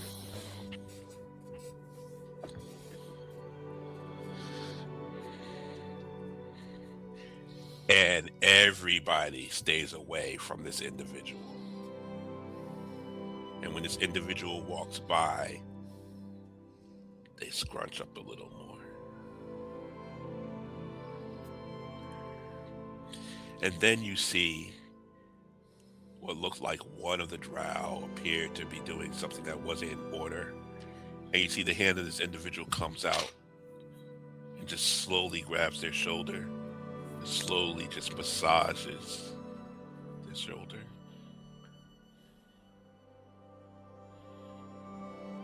And then you hear speech which you haven't heard in a long time. And you hear Knowledge speech. And you realize that that hand is furried and clawed.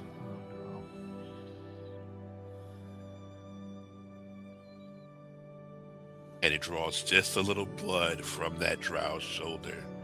And they get it right this time around. And he keeps moving.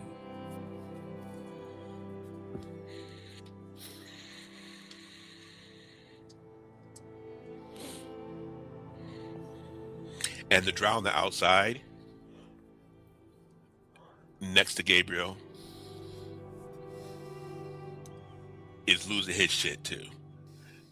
And he says, I can't believe your mother entrusted any part of the operation to you. Ooh, burn. Ouch. Gabriel's an Elfir, right? Yep. Oh. Yes. I guess. Yeah. Right? Right. So this drow, yes, he is speaking down to Gabriel. He says, I can't believe that your mother entrusted any aspect of this operation to you.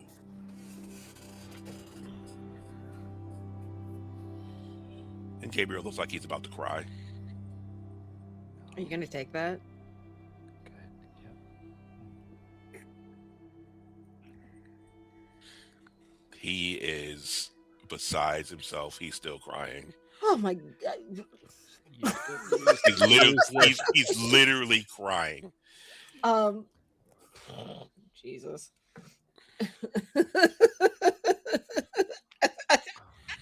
I'm at a loss. Like, pull yourself together, kid. I'm looking at this drow and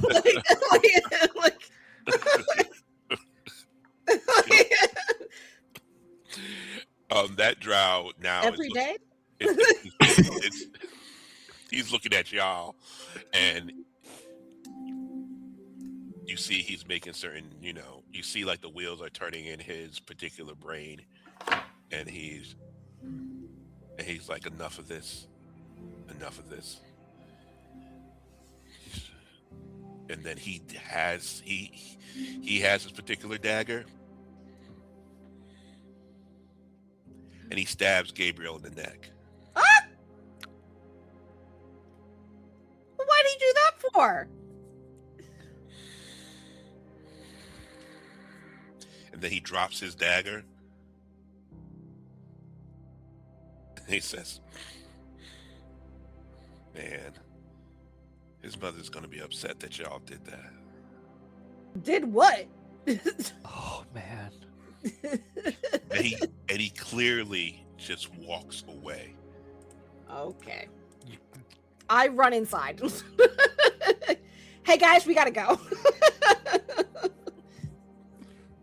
Kind of got a problem we need to deal with. Get in here, please. I run inside. Like Okay. that's enough disruption for today. The smell of sulfur is overwhelming. It's stifling.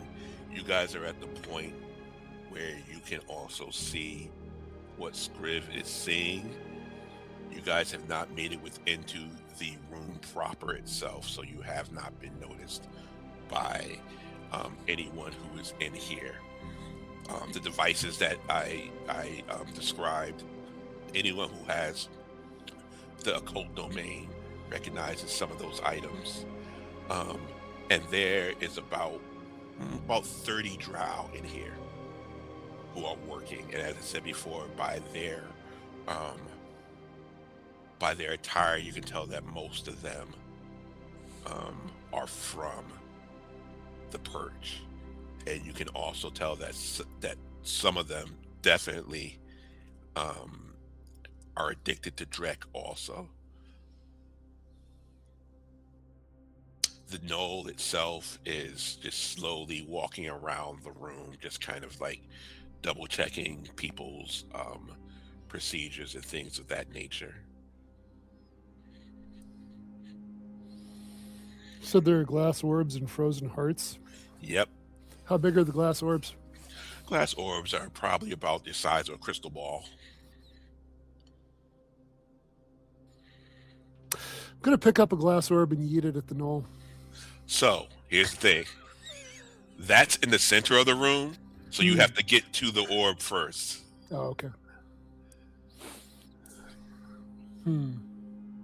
So as soon as you guys are basically in the shadows around the room itself, right? And as soon as you step into that area where the activity is happening, then you will be in view. We might as well, because I think we're about to get a lot of company. Okay. It's about to get real hot in here. Yeah. Vermissian, if you could have an exit ready for us, that would be cool. I believe there's one, right? He's ready to pop a hatch open and Okay. emergency exit us out of here. All right. You guys going to tell? Let me make sure that I'm right with what the Vermissian is going to do. What's that, back door? Back door. Yeah. Okay. Okay, the back door is ready. What are you guys going to do in the meantime, though? So what I'm looking for the other three of us to do is just run in and break as much of this stuff as we can. Oh yeah. Yes. Yeah. Ready when you are. Let's go. Yep. Okay. Okay. All right. This is organized chaos, but that's what's going to happen. You just got to go in and break shit. Can I do instill emotion and like debauch to excess? Let's go. Let's see. Okay. Let's see what we're going to do here. Can you inspire the workers to smash everything? Well, that's what I'm hoping debauch Yeah. to excess does. Oh yeah. Okay. Gotcha. Yeah.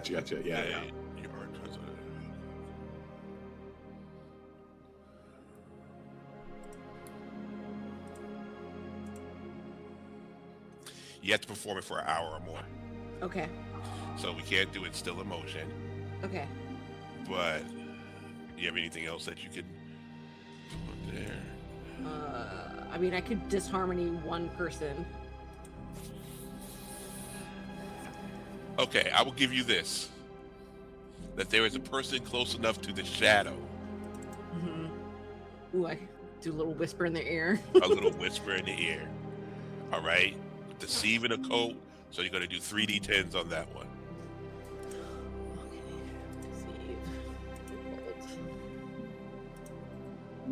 Ooh. Hey. Hey. Okay, what do you whisper to him? Tell me what you whisper to him. So they're stealing your Drek. Okay, that's it. Oh no. All right. He immediately takes up a container and smashes it to one of the next people there. All right. You are the rest of you. What do? I know that Roland is setting up the escape route. Yep. All right, we got one hit. We're gonna do one hit for both Prosper and Scriv. Okay. So yeah, like I said, I'm grabbing one of the glass orbs and I'm just yeeting it at this knoll. Okay. All right. Let's go. Okay, you do have fight though, right? Oh yeah, I was gonna actually unload on the knoll to keep him busy. Okay, you guys go for the knoll. Let's go for the knoll. All right. You have Scriv has fight, correct? No. You don't have fight. Who has fight? I do. You have fight. Okay. Okay. So Scriv, you're gonna do 1d10, Mm-hmm. and then Prosper, you're gonna do 2d10s. Okay. All right. After you. Ooh. 9. Yes. Okay. You hit. Okay. 1d8. I'll have you roll for the what's the name? 6. Okay. 6 Part- and 4. Okay. All right. Dag, I have to figure out where the orb would damage. Let's go with D4. Okay. 7 damage. Oh, I'm sorry. It's a D4 no. for the. No. Let's go D8. Let's go with D8. It's a big crystal ball looking mofo. Okay, so I rolled a 7. All right. He is definitely hurt, and he got a little bit also from Prosper, and there is definitely fire shit happening in the place right now. All right, my man is still going crazy, smacking up my man with different chemicals and stuff. This place is definitely on fire. Some of the magical items are definitely shattering. And here's the question though, Roland, you taking them into the Vermisian? Here we go. I'm taking him into the Vermisian. All right. I'd like to dead drop on my way out also after everybody else. Like, What's dead drop for you? I'm sorry. lets me pull out equipment. Okay, what are you gonna pull out? Some kind of accelerant, like a bucket full of accelerant that I just kick over on the way out. Okay, all right. I'll give you that. Okay, so the back door is going to bring you into the vault. All right, everybody needs to roll Resist occult. and resist any cult. Sorry. Yes, does anybody? Go ahead, Prosper. So real quick, so I know now that I've experienced this once before, I know how crazy it can get. Uh-huh. So I'm gonna take out a piece of silver, a coin. I'm gonna put it under my tongue, and I'm going to commune with Azure to give me knowledge of the occult, which I did not have before, so that I'm better prepared to deal with being in the Vermisian. What do I need to roll? I have a cult. What do I need to roll for resist occult? That's good. All right. So, Action roll, isn't it? well, everyone's gonna have the base one, right? So if you have resist, Yeah. that's another die. Okay. So everybody's going to at least roll 1d10. If you have resist, then that's another die. If you have occult, then that's going to be another die. Okay. Mhm. All right. Then I got 2 this time instead of 1. Oh, why? Whoa, who is that? Every time. Never, So it's been- ever take her into the Vermisian again. That's twice. Probably not getting out this time. That's 2 for 2. It works like a charm God, every time. Oh I gosh. hate this thing. Because she knows, right? It Right. didn't work out the first time. Right, She right, wasn't right. looking forward to it the second time. Yeah. Lord Jesus, you guys are gonna You're have really you're in your own head about it. Yeah. some goodness. Oh goodness. Okay, everybody else? Who else got a roll I gotta now? roll. I gotta roll 2. Ooh, a 9 and a 4. Okay, you got through. Wait, Scriv, did you roll? What did you get? 9 and a 4. 9 for. Okay, so you two got I through. got a 10 and a 2 for me. Dang. There you go. Okay, you guys are. Everybody's safe except the idol. The idol pulls through. Let's roll some stress for the idol. Oh man, idol. Okay. All right. So the idol is definitely dealing with some fallout.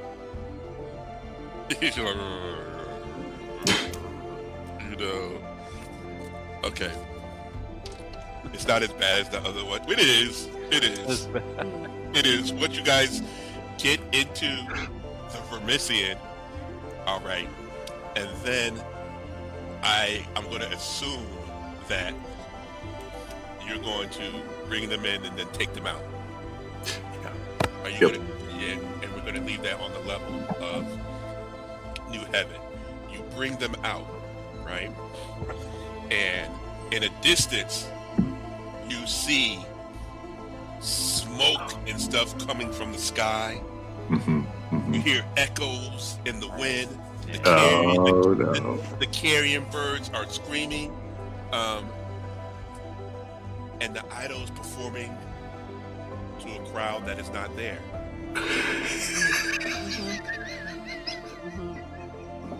What? She's performing to a crowd that's not there. And finally, which of your bonds did you send to go? Marvin. Oh, Marvin comes back. Marvin. Marvin comes back, and he looks at the Vermisian. I mean, he looks at the Vermisian sage. He looks at Scriv. He looks at Prosper, and he just says, "She really shouldn't be hanging out with you guys anymore." I don't know. It's totally fine. She's getting a lot of practice. She's getting a lot of FaceTime with the Alfir. It's amazing. It's really networking. As you guys, see this particular, as I said, the factory exploding in the distance and everything,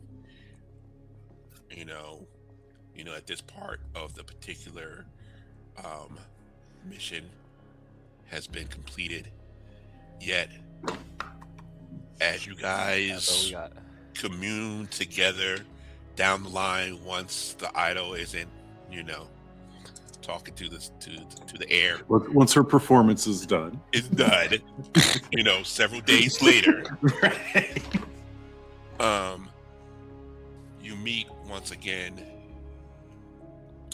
You get an unexpected visitor. This visitor immediately Scriv and Roland recognize the visitor because they are wearing the type of mask that the Alfir who held them in bondage wore. Lord Matej, teeth through silk. And this particular drow is still endurance. And you guys don't know how he found you. But then you realize that he is also an initiate of Our Lady of Hidden Mysteries. And he brings a box. And he basically communicates to you that, and you can tell also that he has been on Drek. Okay. And he starts to tell you this a portion of a story where that Lord Matej was basically forcing him to utilize Drek to get closer to Jawasha, and this Drek was driving him into close insanity, while at the same time he had to hold his mission for your particular cell, which is your Magister, which is Sikaleon, which is the midwife. And he says that his part of his mission was to get these items for you, that was supposed to be delivered to y'all. And these are the items that he delivers to y'all.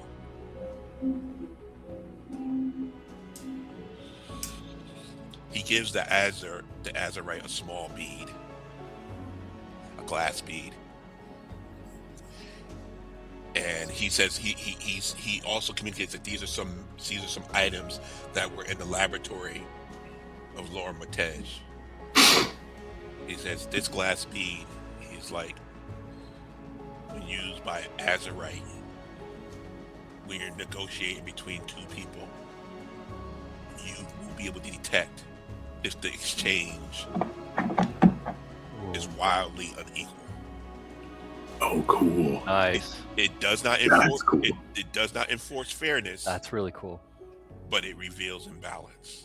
That's really cool. That's really cool. Yeah. That's really cool. To the idol, he gives a sleek, elegant glove. One. And he says that if you snap your fingers after a dramatic exit, you may briefly reappear in a nearby reflective surface and deliver one Oh. final sentence. Okay. So you For get to teleport and get the last word. Yeah. the last word. Nice. You suck. I can be really obnoxious with this. That's awesome. For the Vermisian sage, he has an old rusted platform token. And he says that according to the lore that he's been researching for Laura Matej, that when it's flipped in total darkness, it lands pointing toward the nearest way deeper. Not necessarily down. Right. But deeper into the Vermisian. Yeah. That's cool. Right. Okay.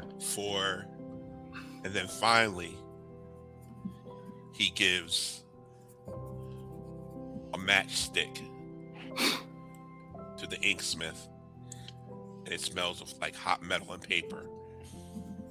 And he says that when struck beside a written document, one minor factual error in the document will correct itself, but another subtle distortion will appear elsewhere else in the document.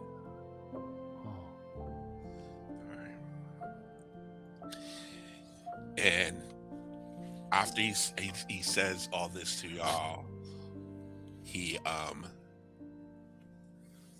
thanks you for your service. And then Now, this is a drow that we're meeting with, this is a drow whose endurance to Lord Mataj. yes, whose endurance to Lord Yeah. Mataj, while at the same time being part of the dark of the ministry. Yeah. Yeah, he's Okay. he's Okay. a double agent. Yeah. Okay. then- Okay. Yeah. So he's really here on ministry business, not Right. on behalf of. Exactly. Okay. Exactly. I was like, so Yeah. now he's like our unofficial patron, or what? Yeah. Okay. Because Scriv and I worked for him before, but Exactly. yeah. So- Okay. He is also this particular drow. Also, as you said, he's haggard. You definitely can tell that he's been overworked with the Drek. And both you, Roland, and Scriv, both know and understand that Lord Mataj will use this particular drow up. You know that this is probably the last time that you will see him. For a woman's body. Oops, excuse me. So that's all My good. phone.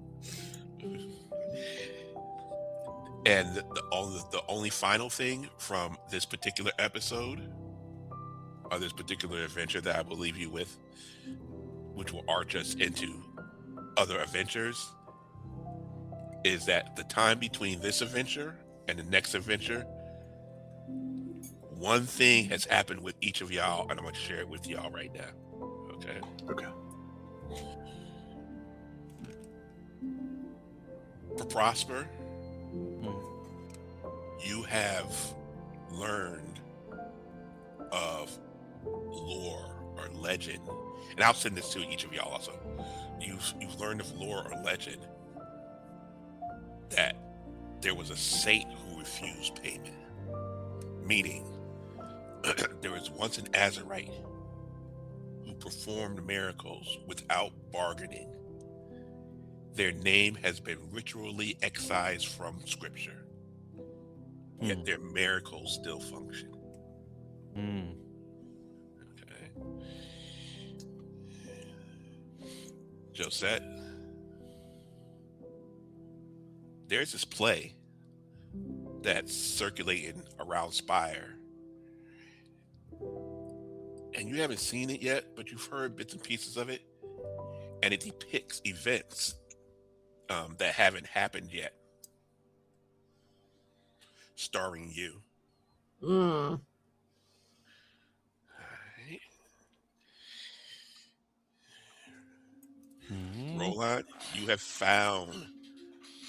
come across some ancient diagrams that imply that the Vermesian network was not built, that it was grown. Okay. And Scriv, you've noticed that there's this serialized pulp novel that's out there that is beginning to subtly alter public memory. Events in it become accepted fact.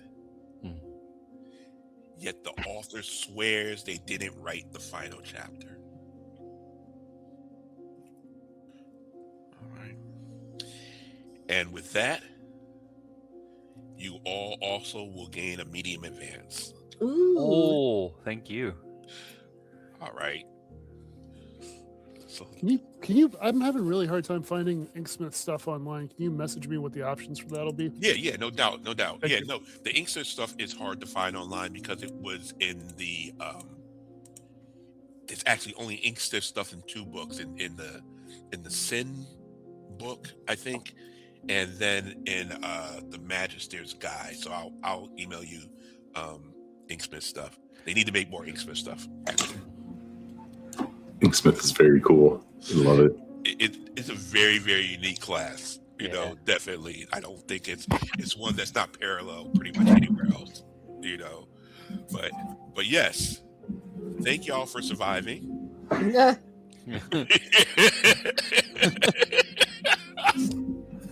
You know, and yeah, thank y'all for surviving. And I'll send you stuff for medium advance, and we'll just we'll level y'all up.